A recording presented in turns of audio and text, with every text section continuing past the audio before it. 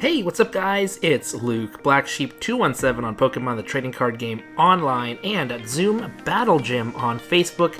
You can also find me on Twitter at PokeEverything. Well, today I'm going to continue my little series of card talks. I gotta say this, I love playing Pokemon the Trading Card Game. It's really fun, there's a ton of strategy, and it can get really complex depending on what you play. If you just want to have like a quick time and you don't want the tons of complex, crazy strategies, I suggest playing theme deck format. It's very straightforward and the decks are built for you.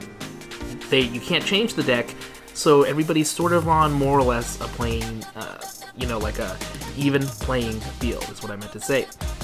When it gets into like a standard format or other building deck formats, you can get lots of crazy builds, and it's been amazing seeing all the craziness online. I mean, I've seen some creative stuff. But today we're not talking about crazy, we're talking about a couple of cards that I think are must-haves in just about every deck that you build. It's just a must-have. You just have to have these cards. I mean, they are that important. And let me show you a card right here. This is a Professor's Research. So I'm going to zoom in on that. Professor's Research. You might be familiar with this. You've probably seen this card in some places. This is a nice one. It's like a hollow version of Professor's Research. Well, Professor's Research is cool because this lets you sort of recycle your hand, okay? So you recycle your hand with Professor's Research, and it's great. You get a brand new hand to work with. And that's great because cycling through your deck is one of the most important things you can do in this trading card game. You constantly want to refresh your cards so you can get more cards to play and to attack your opponent with, or maybe even give yourself defense. So a card like Professor's Research is great because it gets you those cards. The problem with Professor's Research though is it's a supporter card, and let me see if I can just zoom in on that again. It's a supporter. It says supporter right there, which means you can only play one supporter card every turn. So if I play Professor's Research, I can't play something else that I want to play. Let's say I'm playing a fire deck and I want to play the Welder card, which puts 2 fire energy onto a Pokemon. Well, if I've played this, I can't play that. So even if I play the Professor's Research and get a Welder, I'm like, yes, I got Welder! I can put more energy onto my Pokemon. You gotta wait till next turn. And it could be too late. Really, it could be too late by then. So, it's great that you get a new hand. You get 7 cards. But you can't really do anything with some of the powerful supporter cards because this in and of itself is a supporter.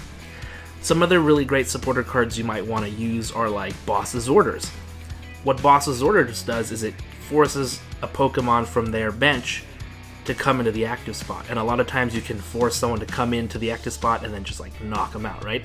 That's what Boss's Orders is for. It's to pull in, Pokemon so you can knock them out, or, sometimes you can use Boss's Orders to try to stall, like throw in a Pokemon that they can't retreat or something like that. But the point is, if you played the Professor's Research in order to get that into your hand, you wouldn't be able to play it during that turn. And there are lots of other supporter cards that are really key that cannot be played if you've played this. So this is kind of like your card that grabs those cards, but it sucks because you won't be able to play them. So that's where these cards come in. Right here. Let me see if I can focus. Alright, hopefully that's focused. We have Crobat, and this is the full art version. I just grabbed one from my fire deck. You can see I have it in red sleeves here. And Dedenne GX. So, these are cards you gotta put into your deck if you want to play in a format that's not a theme deck format. And if you want to be competitive, you should be using these cards. And you might be saying, well, Crobat's a dark Pokemon, and Dedenne is an electric Pokemon. Why would I put them in my deck? Maybe I'm playing like a water deck, or maybe I'm playing a grass deck, and I don't have dark energy to put this guy in.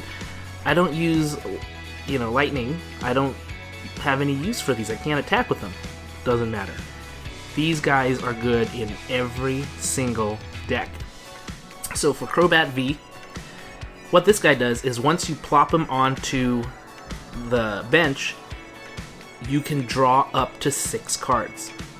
Now, because he's not a supporter, you can still play other supporters. Like, this acts almost like a Professor's Research. Not quite as good, but it does have its benefits too, because Crobat V, you draw up to 6. So let's say you only have like 2 or 3 cards in your hand, you play this onto your bench, you draw up to 6 cards. You have fresh cards that you can use. If you draw supporters, let's say you drew that boss's order, you can still use it because you did not play a supporter. You played just the Pokemon onto your bench. Now the bad thing is, yeah, he does go onto your bench. It takes up bench space. And if you run out of room on your bench, then of course you can't play this. So that's the one thing you gotta watch out for. But there is usually enough room on your bench to get Crobat V on if that's what you want. Crobat V is great, especially if you've whittled down your hand until you have a few cards that you really want to keep. Throw down a Crobat V and get some more cards up to 6. Then you can keep playing and have more cards to try to defeat your opponent. Crobat is a very good playable card. I highly recommend putting Crobat into your deck some way, somehow. Now, Dedenne is kind of the same thing. Dedenne is a little bit different in that when you play Dedenne, you discard your hand and you draw 6. So you get brand new 6 cards. That's pretty good too. Now, it's not the 7 that the Professor's Research gives you. This gives you 7. But hey, 6 is no slouch. That's a really nice recycle of your hand, and it doesn't take up a supporter card.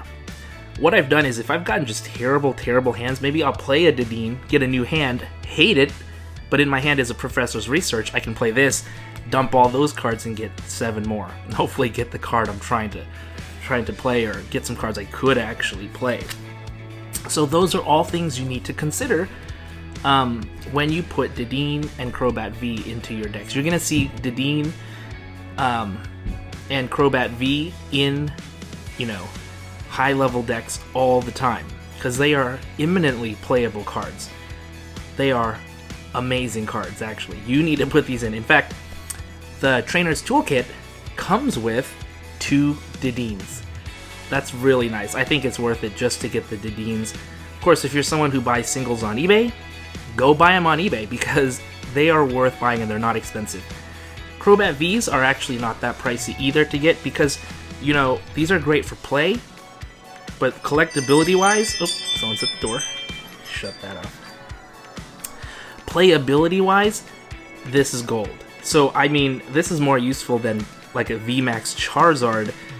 This is something you probably have in your deck over that. This is something you play with. So, when you buy, like, digital cards, sometimes you can buy digital cards online, you're going to find, like, stuff like Crobat V is actually a little bit pricier than you might want to think, because it is so useful in online decks.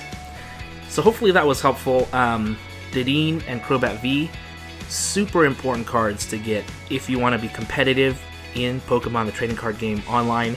Super good. It doesn't mean throw out all of the Professor's Researches either. Have these in there too, but these are definitely must-haves. So let me know if you use Dedenne and Crobat V. Big time cards. Love the cards. Good luck playing in your games, and I'll see you next time.